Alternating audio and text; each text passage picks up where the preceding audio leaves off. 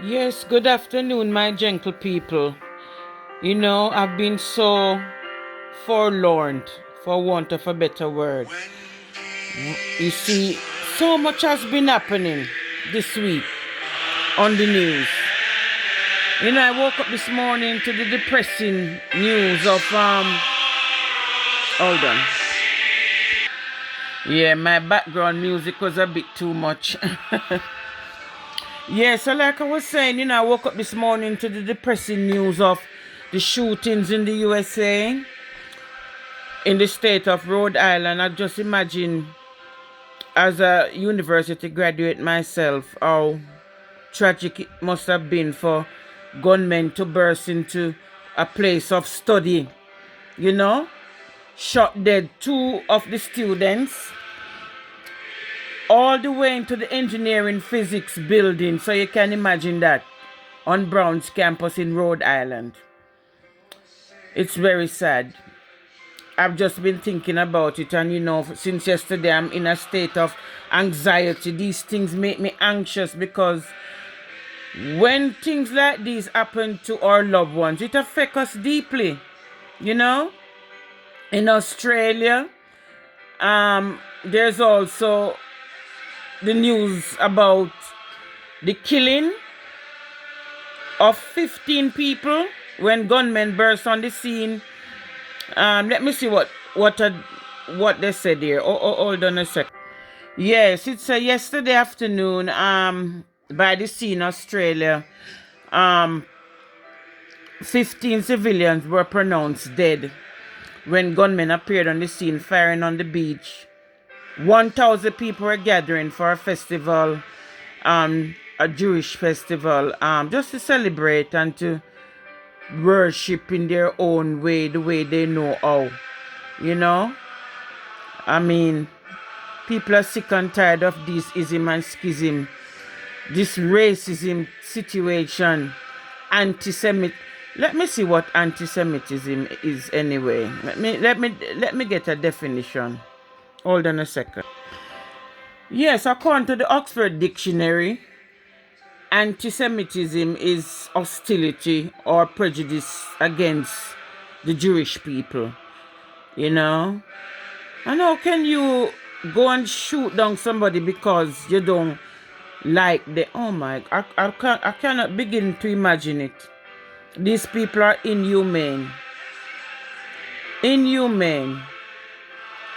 There are various Jewish celebrations throughout the year, but I'm just going to go back into the history of where these Jewish festivals began. The origin behind this the holiday, yeah? There are various Jewish festivals, but I'm going to talk about the first Jewish festival that was in 2nd century BC, when it was Esther, I think. It's called Purim.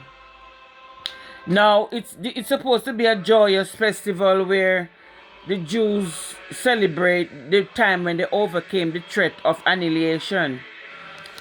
This festival commemorates the saving of the Persian Jews described in the book of Esther in the 4th century BC. During the reign of the Persian king, when Haman, the wicked advisor, planned to kill all the Jews. And God used Esther in a very powerful way to deliver the Jews from obliteration when the queen didn't want to obey the king, and she was banished. And then Esther entered a beauty competition and became queen. Now, what's the relevance of all this?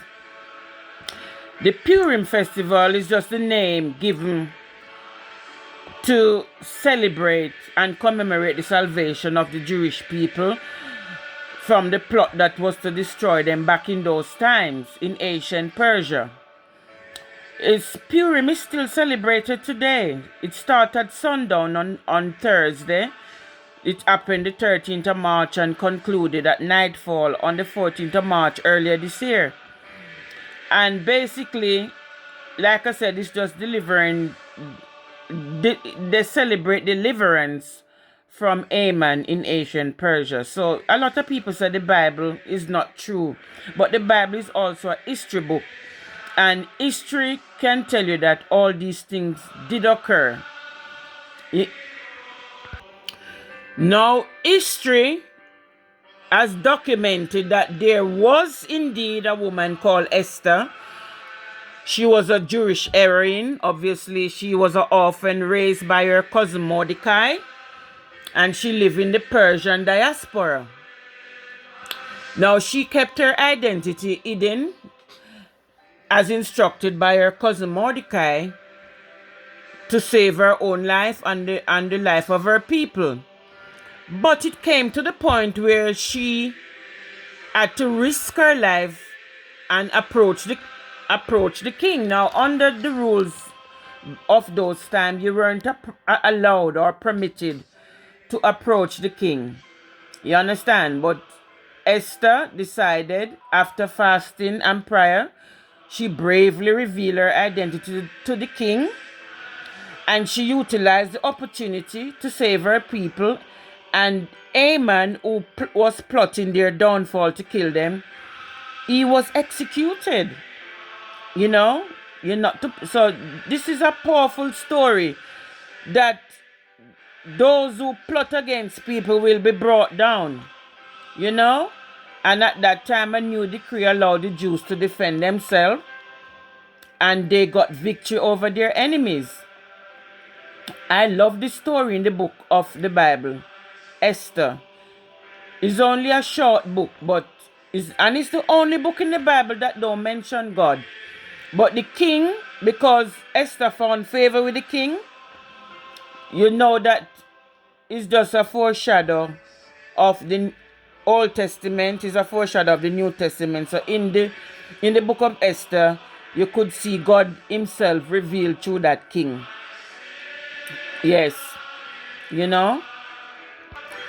But even more recent, you know, it's recorded in the Jewish text, and this is back to the 2nd century BC.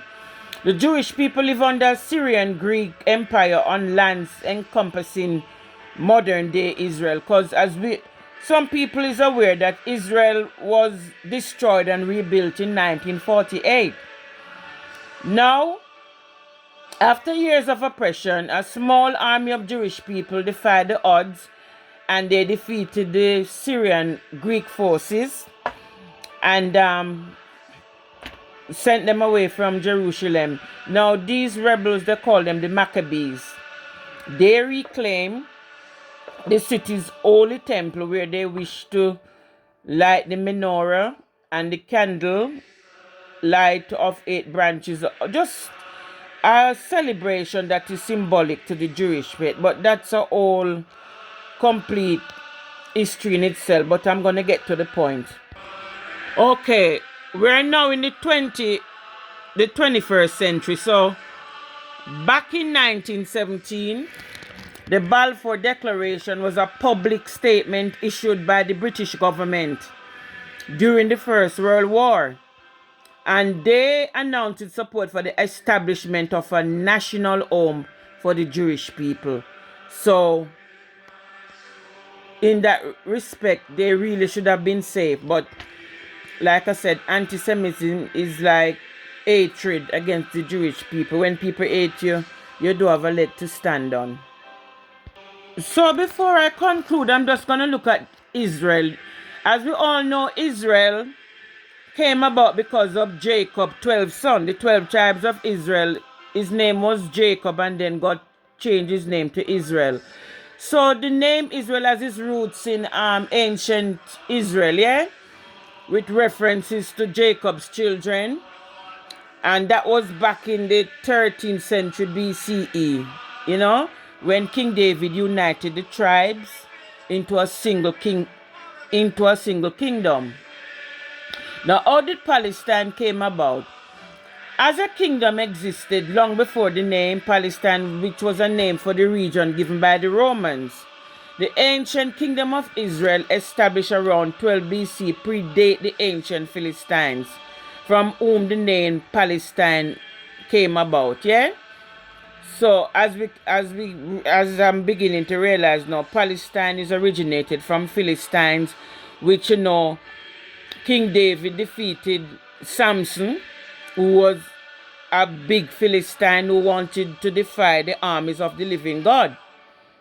So it's a lot to grasp.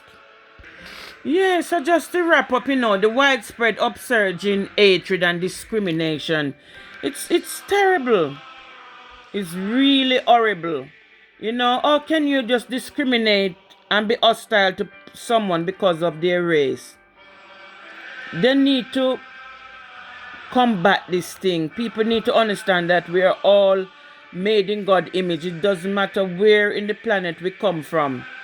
And just the same way how God used Esther in a powerful way to deliver the Jewish people back in her days, God will rise up a Esther in our day as well to deliver these people from oppression, because it's ironic. Oh my God. It's terrible. What is happening now? And all these people that are being killed because of who they are. It's terrible. Very, it really annoys me. It's gonna take some courage. Courage and togetherness and love. Love is a powerful thing, the opposite of love is hate, and these people hate the people because of who they are. So by God's grace, let us continue to pray for peace. It's sad, and pray for the families of all those who got killed in the university campus, the students who died where they were going to, imagine they were coming from graduation and the bus crashed and killed 16 of them, teenagers, young people. So during this Christmas season, as you celebrate with your family, let us keep the family of the bereaved in our thoughts and our prayers. All right? God bless you as you continue to spread love this Christmas. From this day forward, let us spread love. All right? God bless you.